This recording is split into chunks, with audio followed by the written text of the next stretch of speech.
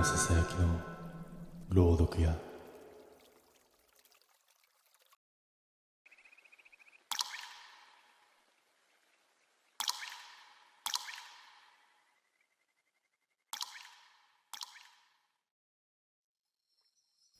5年前、私が中学生だった頃、一人の友達を亡くしました。表向きの原因は精神病でしたが、実際はとある奴らに憑依されたからです。私にとっては忘れてしまいたい記憶の一つですが、先日古い友人と話す機会があり、あの時のことをまざまざと思い出してしまいました。アキラ、タケル、ミズキ、レン、そして私、皆家業を継ぐことになっていて、高校受験を横目に暇を持て余していました。学校も私たちがサボったりするのは受験組の邪魔にならなくていいと考えていたので、体育祭後は朝学校に出てきてさえすれば、あとは抜け出してもめったに怒られることはありませんでした。ある日、友人のアキラとタケルが近所の屋敷の話を聞いてきました。改築したばかりの家の持ち主が首を吊って自殺して一家は離散。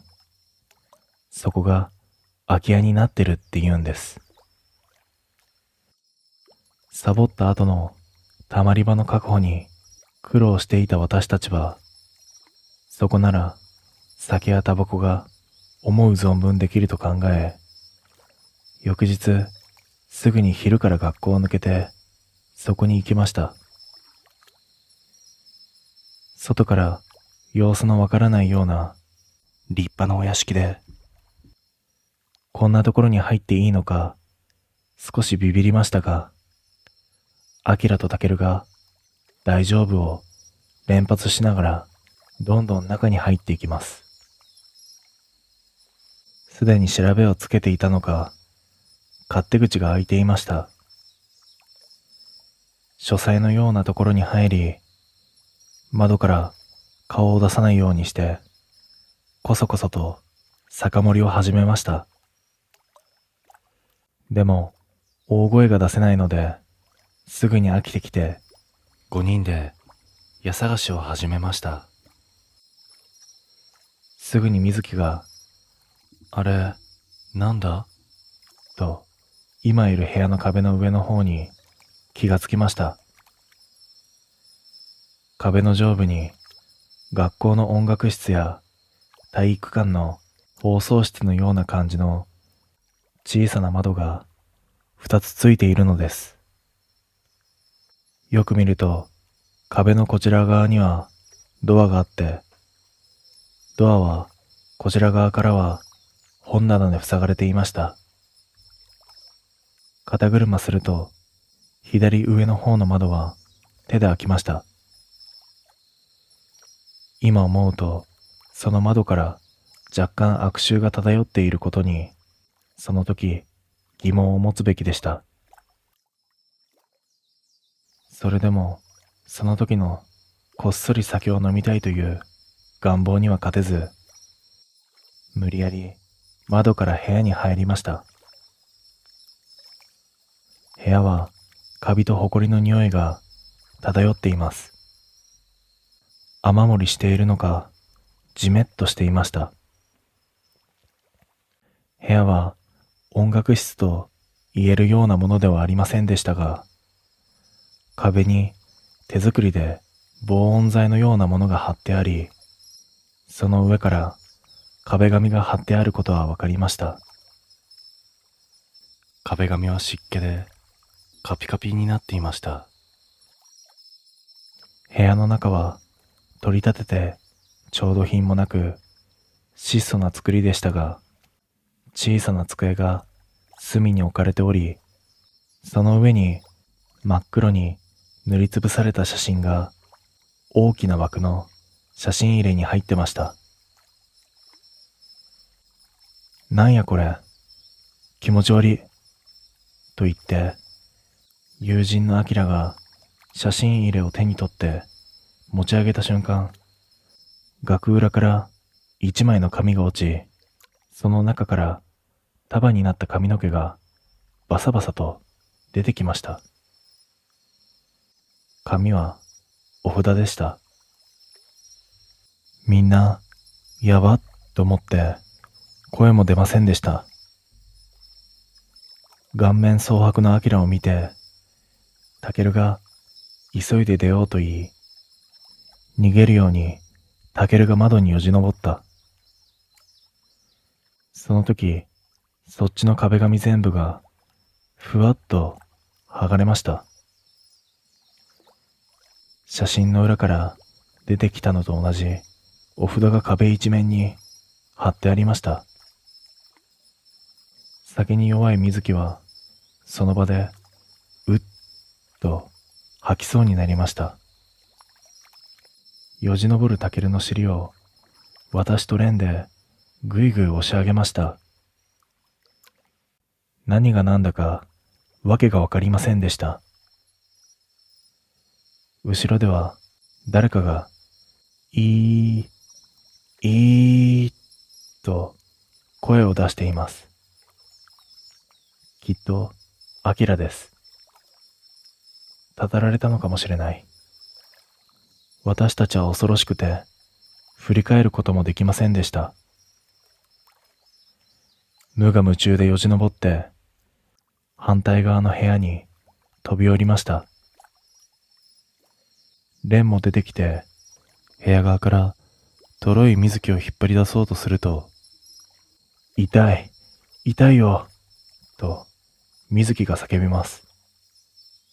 引っ張んなよ足、と部屋の向こうではアキラらしき声がワンワン変な音でわめいています。水木はよほどすごい勢いでもがいているのか、水木の足がこっちの壁を蹴る音がズンズンしました。タケル、神主さん連れてこい。後ろ向きにレンが叫びました。なんか、アキラについとる。裏に行って神社の神主さんを連れてきてくれ。タケルが縁側から裸足でダッシュしていき、私たちは窓から水木を引き抜きました。足大丈夫か？痛いか？痛くはないけど、何かに噛まれた。見ると、水木の靴下のかかとの部分は、丸ごと何かに食いつかれたように、丸く歯型がついて、唾液で濡れていました。相変わらず、中からは、アキラの声がしますが、怖くて私たちは、窓から中を見ることができませんでした。あいつ、俺をたたらんかな。たたるって、何言ってんだよ。アキラはまだ生きてるんだぞ。出てくるとき、めちゃくちゃ蹴ってきた。縁側からトレーナー姿の神主さんが真っ青な顔して入ってきました。お前ら何をしよるんか、このバカ者が。一緒に入ってきたタケルはもう涙と鼻水でぐしょぐしょの顔になっていました。ええからお前らは帰れ。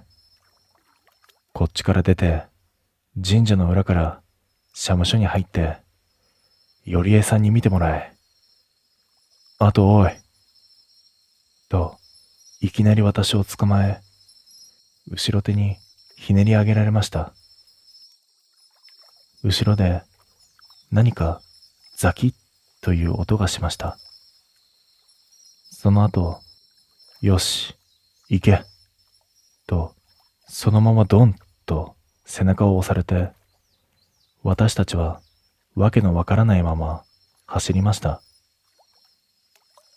それから裏の山に上がって神社の社務所に行くと、中年の小さいおばさんが白い服を着て待っていました。めちゃくちゃ怒られたような気もしますが、それからあとは逃げた安堵感でよく覚えていませんでした。それからアキラが学校に来なくなりました。私のうちの親が神社から呼ばれたことも何回かありましたが、詳しい話は何もしてくれませんでした。ただ、山の裏には絶対に行くな、とは言われました。私たちもあんな恐ろしい目にあったので、山なんて行くはずもなく、学校の中でも小さくなって過ごしていました。期末試験が終わった日、生活指導の先生から呼ばれました。今までの積み重ねをまとめて、大目玉かな。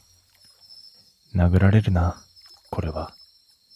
と覚悟して進路室に行くと、私の他にもタケルとレンがいました。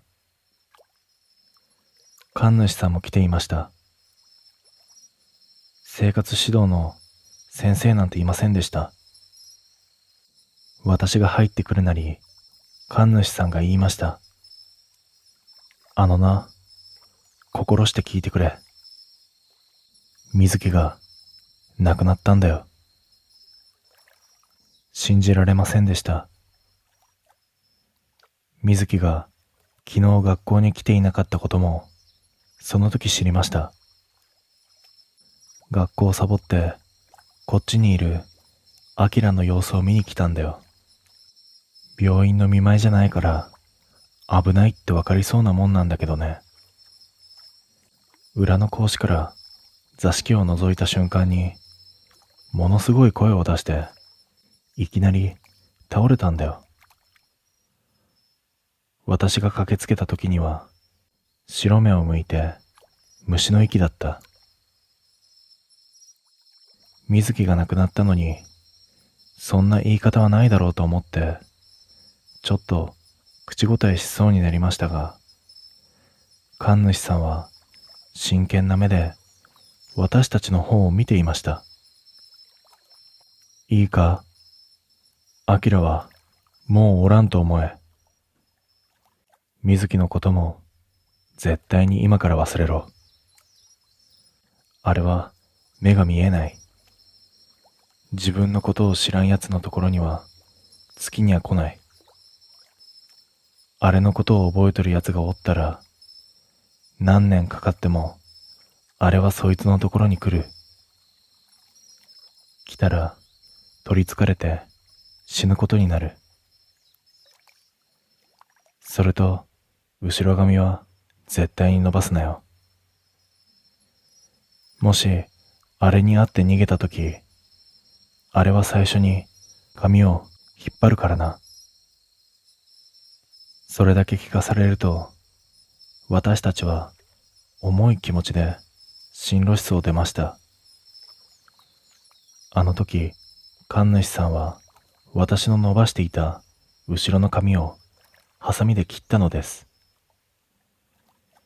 何かのまじない程度に思っていましたが、まじないどころではありませんでした。私は帰るその足で床屋に行き、丸坊主にしてもらいました。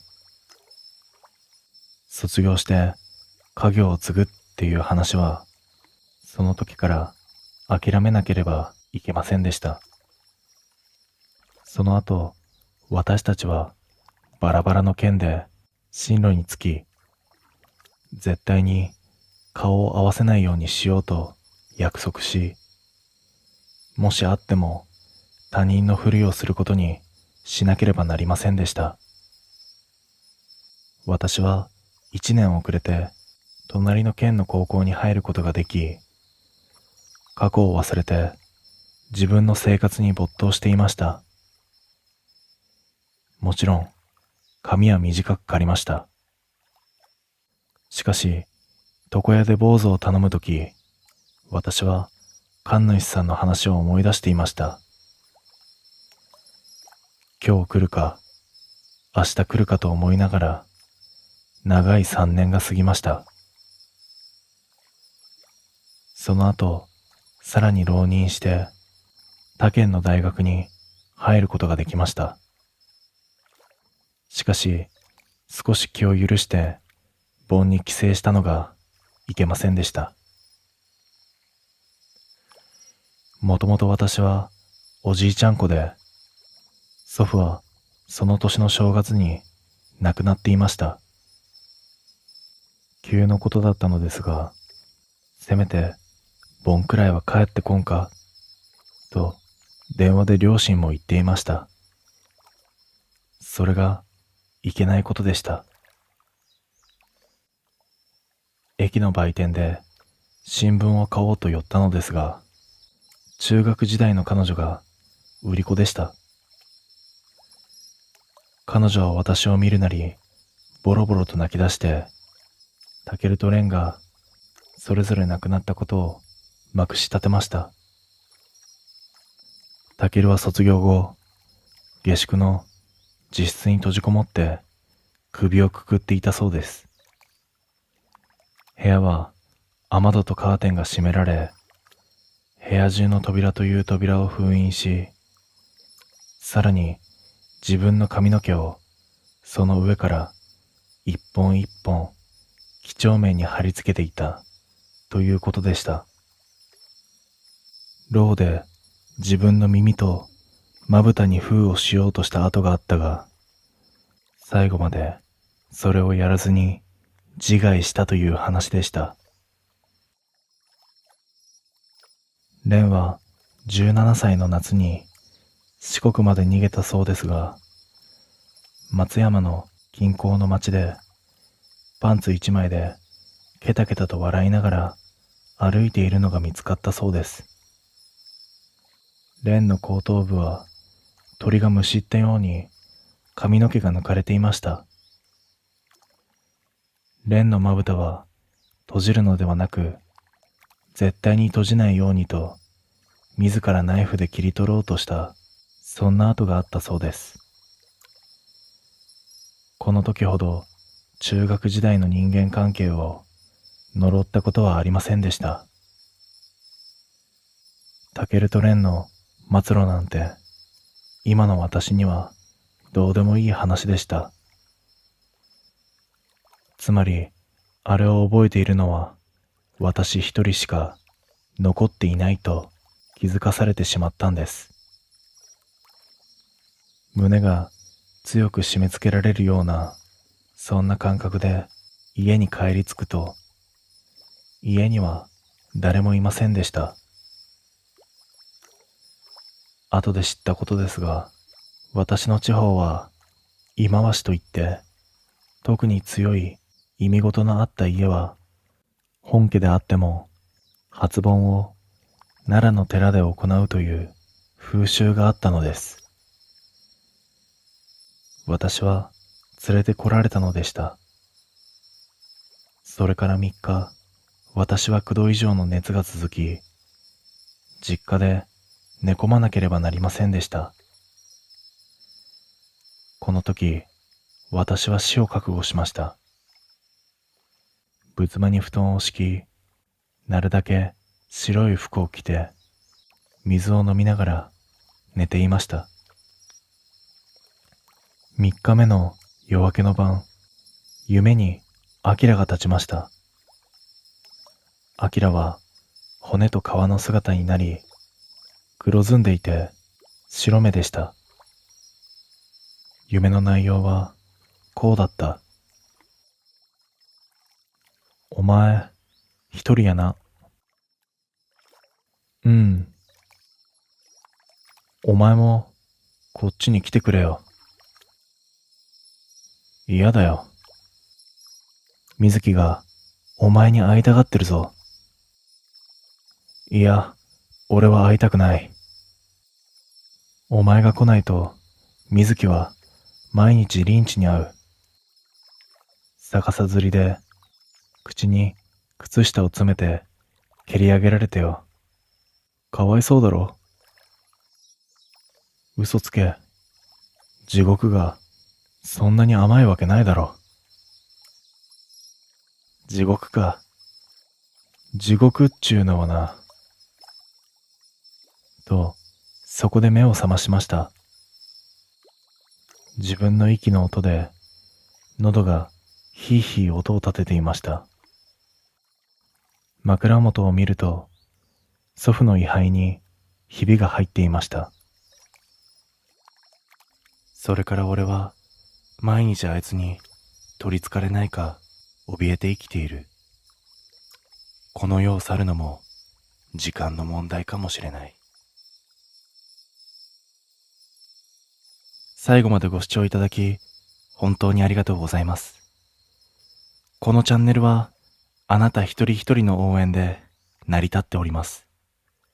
少しでも、いいな、怖かった、と感じていただけましたら、チャンネル登録で支えていただけますと、とても嬉しいです。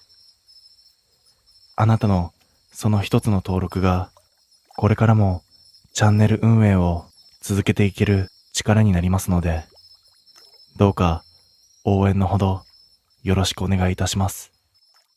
それではまた次の朗読でお会いしましょう。